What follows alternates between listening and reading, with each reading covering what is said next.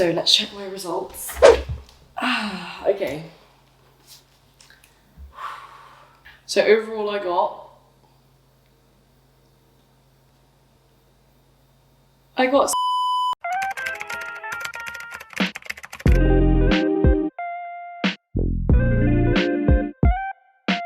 Hi guys, my name is Aymara and I am a second year medical student about to be third year at the University of Nottingham, and today you and me are going to be opening my second year medical school exam results. Now I'm nervous and excited to see what my results are because I've had a pretty unconventional year.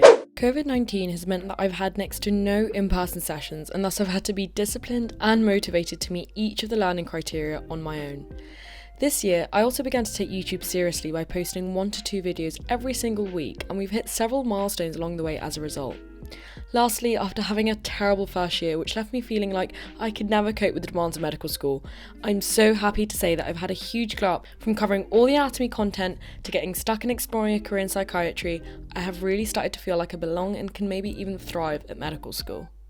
Now, the way the video is going to work is, first I'm going to open my results and then I'm going to break down how I studied for my medical school exams, and we're going to see what worked and what didn't, and what maybe I'm going to take along with me going forward. Because as many of you guys know, preclinical medicine is over. Finally, the time where I was spending every single day from like 9 to 8 doing lectures, where you basically have 20 lectures a week, is over. Yes, I will still have lectures. Yes, I will be working very hard, if not harder, every day, but we'll get into that later. Results have been up for a while, but obviously I've been waiting to film this, so everyone's already discussing it in the medical group chat.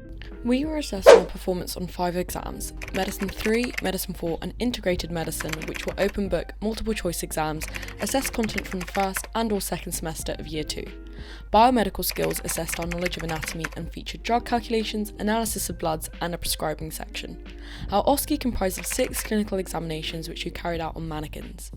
This year contributed a whopping 20% to the educational component of our overall medical degree. Lastly, at university, grades work a little different. Our marks were moderated to meet the 40% pass mark, and thus take into account the fact that it was open book, with the first being the highest grade possible, equivalent to 70% and above. So I have already received my oski exam result, and it's basically the exam which is all about clinical procedures and examination.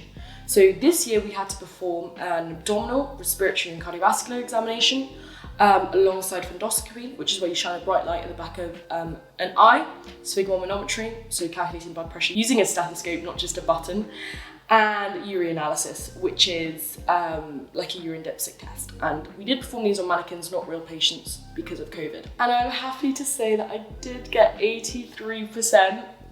I'm so happy with this, and I'm glad because I did actually feel like the exam went quite well. You can check out the whole get ready with me I did for that exam, and I give you a bit more information as to how it went. But yes, I'm so happy with how that went, and it's a massive boost because obviously oskis are very different to any other exam. You know, they're in person, involve you talking. They're a lot like MMIs actually, so I'm very happy with that. Now I have to find out what I got in the other 4 exams. So let's check my results. Okay.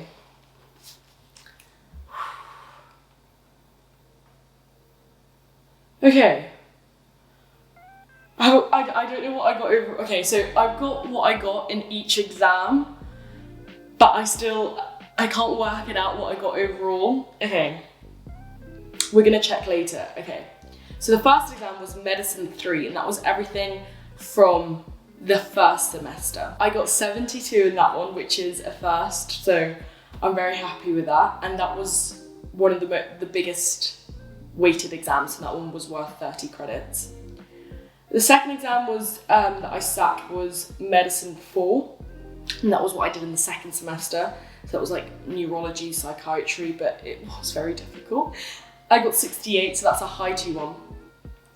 Integrated medicine was like basically where you get patient cases and it summarizes information from the first and second term. 69, high 2-1.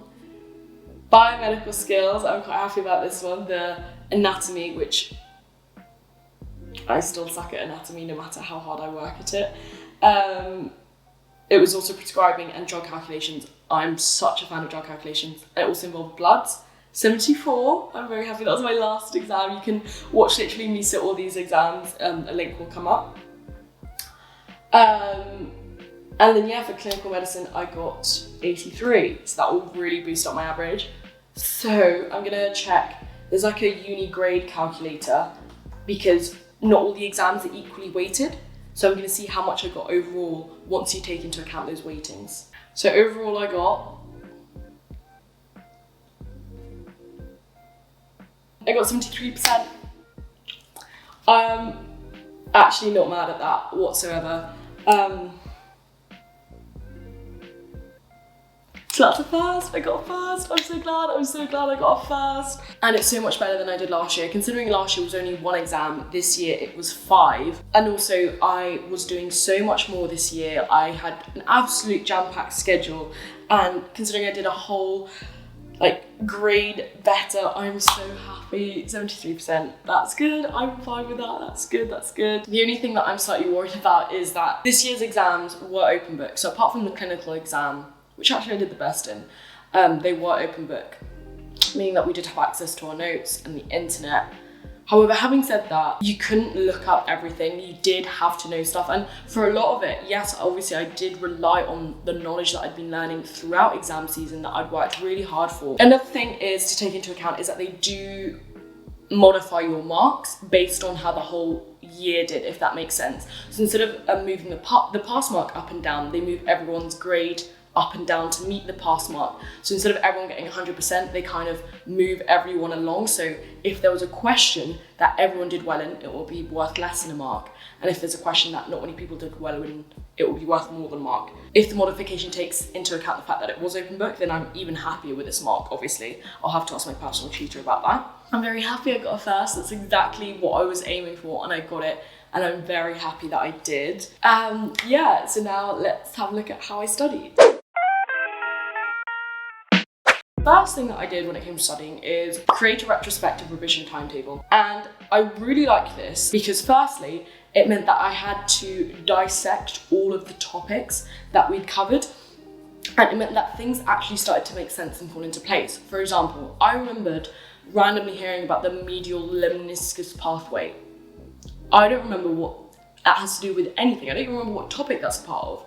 But having to break down, okay, we did neurology. Neurology, what did we cover? We covered the function of the brain, including the somatosensory system.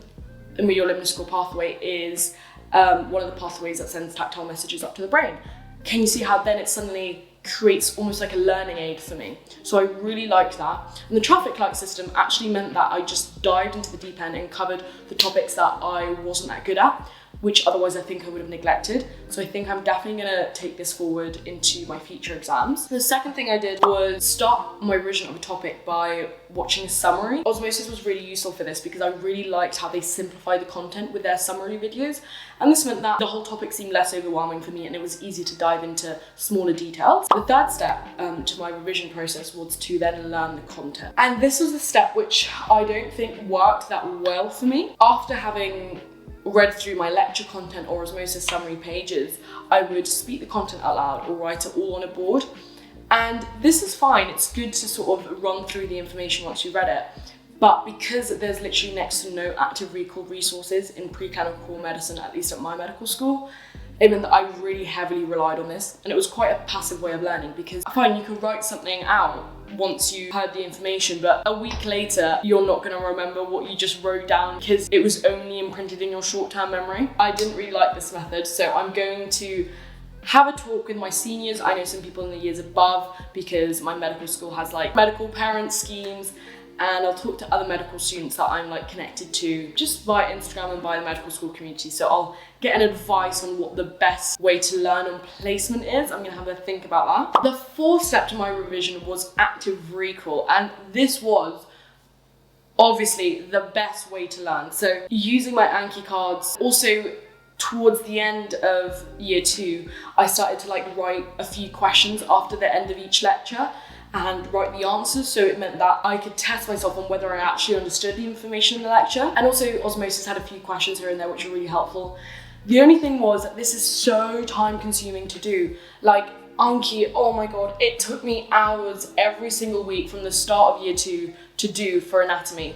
And same with the lecture questions. I ended up giving up on doing questions after every lecture because it was just so time consuming. It would take, believe it or not, as long as writing out the actual lecture. And even then, especially when you have so many questions, it's then also extra time consuming to end up doing all the questions. And I mean, in third year, like our revision period is 1 week.